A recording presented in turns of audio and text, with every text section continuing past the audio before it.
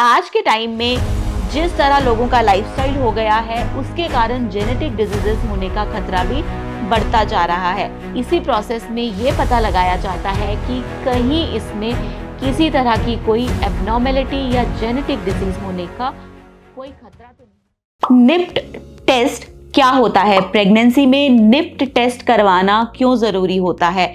इस टेस्ट से बेबी में कौन कौन से सिंड्रोम्स का पता लगाया जाता है? आज हम इसी टॉपिक पर बात करेंगे। सबसे पहले जानते हैं कि निप्ट टेस्ट होता क्या है। माँ के गर्भ में पल रहे बच्चे की हेल्थ ठीक है या नहीं, बेबी की डेवलपमेंट अच्छे से हो रही है या नहीं, इसका पता लगाने के लिए प्रेगनेंसी में आपके कई तरह के टेस्ट करवाए जाते हैं।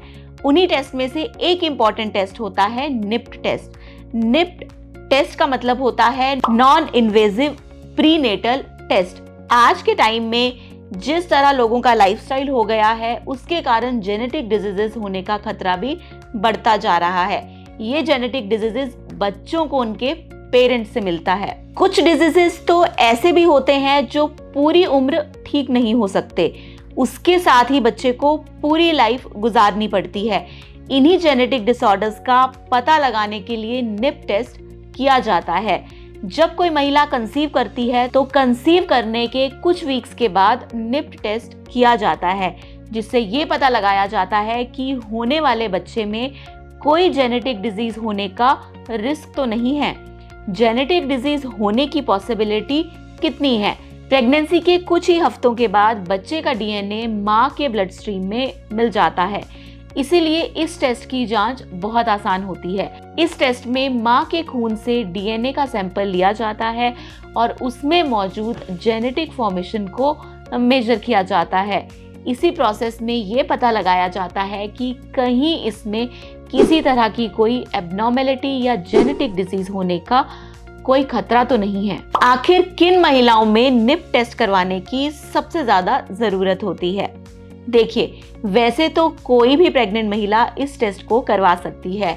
अगर आप लेट एज में कंसीव करती हैं तो लेट एज में कंसीव करने वाली महिलाओं के शिशुओं में जेनेटिक डिजीज होने का खतरा थोड़ा ज्यादा रहता है। इसके अलावा वाइफ या हस्बैंड में से किसी को कोई जेनेटिक डिजीज है या फैमिली में किसी को जेनेटिक डिजीज की कोई हिस्ट्री है, ऐसी कुछ कंडीशन में ये टेस्ट मैंडेटरी हो जाता है। निप्ट टेस्ट बच्चों में क्रोमोसोमल एबनॉर्मेलिटी का पता लगाने का सबसे इफेक्टिव तरीका है। इसके जरिए बच्चे में डाउन सिंड्रोम, टर्नर सिंड्रोम जैसी दिक्कतों का पता लगाया जाता है।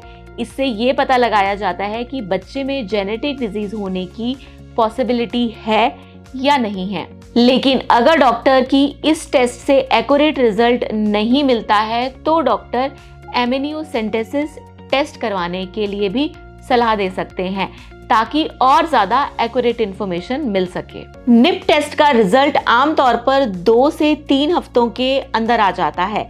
अगर रिपोर्ट नेगेटिव आती है तो इसका मतलब ये है कि बच्चे को ऐसे किसी सिंड्रोम होने की पॉसिबिलिटी ना के बराबर है।